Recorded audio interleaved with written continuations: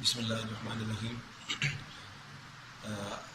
हमारा जो काम जारी है इस लेक्चर से पहले लेक्चर्स में वो था the confidence interval for the difference between two population means. तो आज हम उसी टॉपिक का एक नया केस देखेंगे। ये केस क्या है, अभी क्वेश्चन देखिए, यहीं से आपको अंदाज़ा हो जाएगा। ये केस मैंने इससे पहले तकरीबन 2 लेक्चर पहले लिखे हैं एक तरतीब से। तो जो केस नंबर 3 था, आज ये उस पर काम है। तो मैं यहाँ से क्वेश्चन पढ़ता हूँ। The following summary statistics are recorded for independent random samples from 2 populations. कह रहा है ये आपको टेबल में डेटा दिया जा रहा है, ये सैंपल्स का है। तो सैंपल 1 के सामने ये 3 चीज़ें लिखी हैं, ये तीनों चीज़ें सैंपल 1 की हैं, यानी कि n, x बार और ये s, ये तीनों सैंपल की हैं, सैंपल 1 की है, लिहाजा इनके सब सेक्रेट में 1 1 आ रहा है। जबकि सैंपल 2 के फिर यही चीज़ें हैं, उसका साइज n, उसका मीन x बार और उसकी स्टैंडर्ड डेविएशन s आपको दी हुई है ये नीचे। क्वेश्चन हमसे कर रहे हैं आगे, assume that the populations are normally distributed with identical standard deviation। आप ये assume कीजिए कि populations एक तो नॉर्मल डिस्ट्रीब्यूशन को फॉलो करती हैं और दूसरा उनके स्टैंडर्ड डेविएशन आपस में आइडेंटिकल है, यानी सेम है, इक्वल है, यानी sigma 1 is equal to sigma 2। Calculate a 95% confidence interval for μ1 minus μ2। तो कॉन्फिडेंस इंटरवल किसका है जी? The difference between 2 population means. आप पूरे क्वेश्चन में देख लें, आपको कहीं भी पॉपुलेशन के स्टैंडर्ड डेविएशन यानी कि सिग्मा 1 और सिग्मा 2 की वैल्यूज कहीं पर नहीं दी गई, यानी सिग्मा 1 और सिग्मा 2 अननोन है। अननोन है तो इसमें जो 2 लेक्चर या 3 लेक्चर पहले आप देखिए, मैंने वो 3 केसेस इकट्ठे लिखे हैं। केस नंबर 1 तो वहां पर यह था कि जब सिग्मा नोन होते हैं, तो यानी ये क्वेश्चन आपका उस तरीके से नहीं होगा क्योंकि यहाँ पर सिग्मा नोन है। तो केस नंबर 2 और केस नंबर 3 आप देखिए, वो दोनों केसेस हैं सिग्मा अननोन के ऊपर।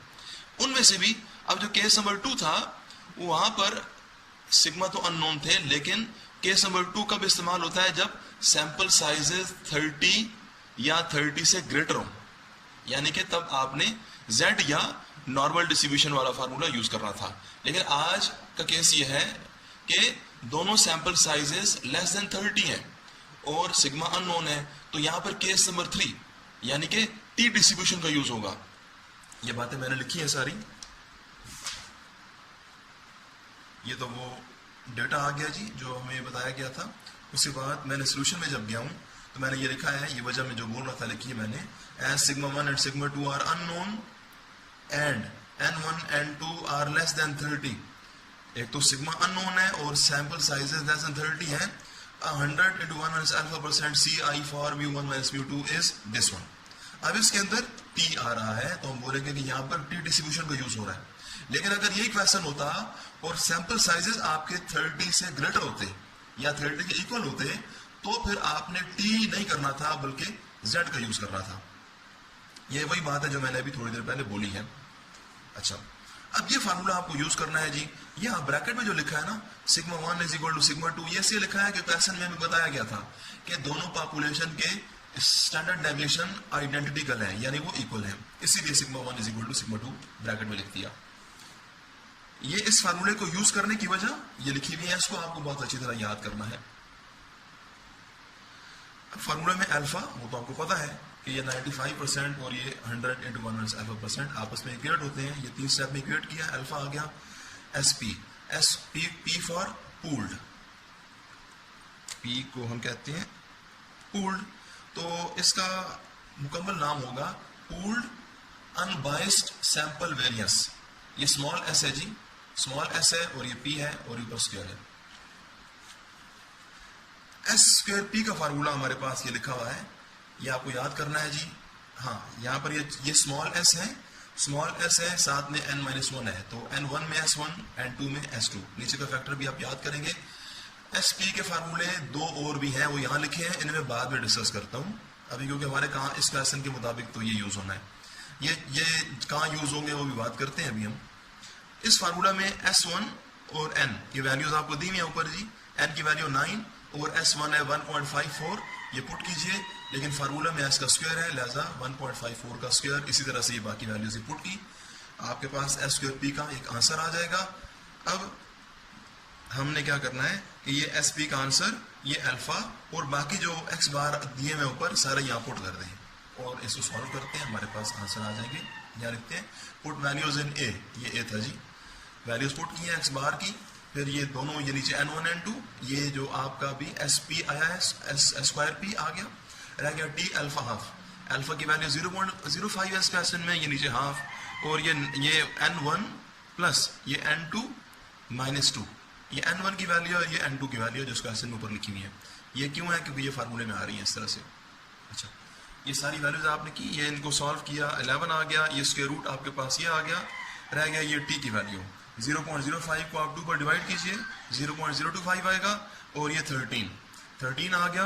अब टी के टेबल में आप देखिए, ये टेबल की वैल्यू हम पहले 1-2 लेक्चर्स में देख चुके हैं, तो मैं इसको क्वेश्चन के एंड पर दोबारा से बात करूंगा। बहरहाल टी की वैल्यू आपको टेबल से मिलेगी 2.16, तो 2.16 को आप यहाँ मल्टीप्लाई करेंगे इस वैल्यू के साथ, मल्टीप्लाई कीजिए, एक आंसर आएगा, और ये प्लस और माइनस है, एक बार माइनस करिए ये मिलेगा, प्लस करिए 13 मिलेगा, एंड पर आप अपना आंसर लिखते हैं कि भाई हमें जो चीज़ पूछी है वो ये आंसर आ रहा है। ब्रैकेट के अंदर आपने यही दोनों वैल्यूज दोबारा लिख देनी है कॉमा लगाकर। अच्छा, अब दो बातें हैं, पहली बात तो यह कि टी पर बात कर लें। टी की ये वैल्यू आप टेबल से जब देखते हैं, इस टी की वैल्यू को मैं टेबल आपको दिखाता हूँ।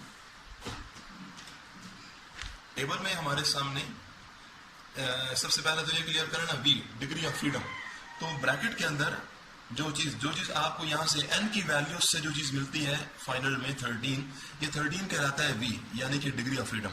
तो ये तो 13 हम यहाँ से पढ़ेंगे, ये 13 आ गया, ये 13 आ गया, v के नीचे रह गया ये अल्फा वाली वैल्यू।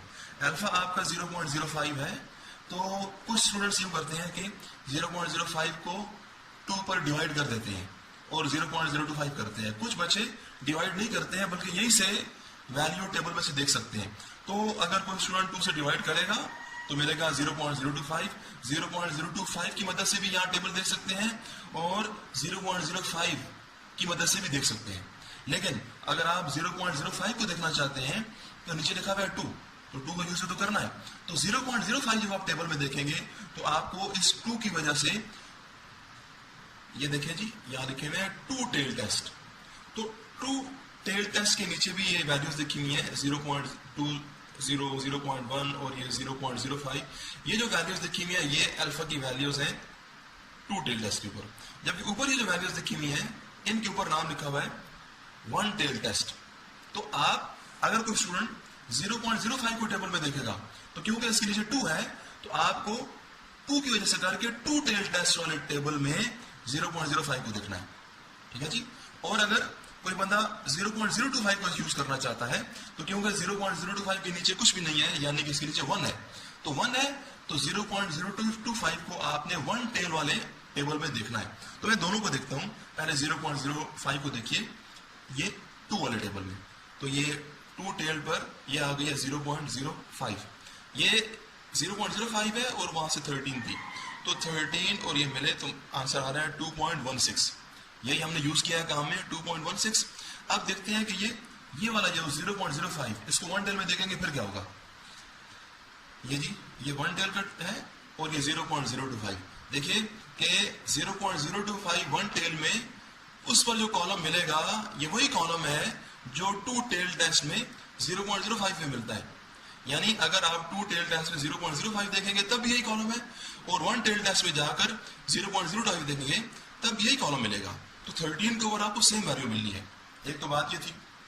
दूसरी बात ये है कि अब ये जो फार्मूला है हमारे पास ये कब इस्तेमाल होंगे, ये भाई पहले इस दूसरे फार्मूले में बात कर लें।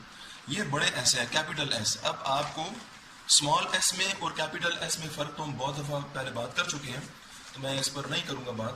कि जब आप याद आपने भी रखना है कि जब कैपिटल एस होगा तो साथ में एन आएगा, N1 में S1, N2 के साथ S2 आएगा। तो किसी क्वेश्चन में अगर आपको कैपिटल एस दिए जाए तो फिर आपको S2P का ये फार्मूला यूज करना है। नीचे का फैक्टर ये N1 plus N2 minus 2 same है, इस फार्मूला में भी, इसमें भी और यहाँ भी, ये तीनों में सेम होता है। मसला ऊपर की फैक्टर का है, तो ये फार्मूला कब इस्तेमाल होगा। बाज़ औक़ात क्वेश्चन के अंदर हमें ये सम दे देते हैं, ये पूरे के पूरे सम दे देते हैं, तो फिर हमें ये फार्मूला यूज करना है। और बाज़ औक़ात ये होता है, अच्छा फिर ये जो दोनों सम है ना, ये दोनों सम ये नीचे लिखे गए हैं, ये हम फर्स्ट ईयर में देख चुके हैं कि ये सम जो है ये इसके इक्वल है, और ये वाला सम जो है ये नीचे लिखा है ये इसके इक्वल होता है। तो अब हम देखते हैं कि क्वेश्चन में कहाँ पर हमें ये यूज करना है। एक नेक्स्ट क्वेश्चन है, क्वेश्चन नंबर 25, ये आप खुद पढ़ेंगे। आप आधे में लाइन ऐसे लगाइएगा, आधे में लाइन लगाइए, एक साइड पर एक सैंपल की इंफॉर्मेशन लिखें, दूसरी साइड पर दूसरे सैंपल की इंफॉर्मेशन लिखें। तो ये काम आपने खुद करना है जी। मैं ये करता हूँ 26 को देखता हूँ। देखिए यहाँ पर हमें जो सम दिए हुए हैं, ये समेशन x1 माइनस x बार 1 स्क्वायर 4600 है, और समेशन x2 माइनस x बार 2 होल स्क्वायर 5400 है।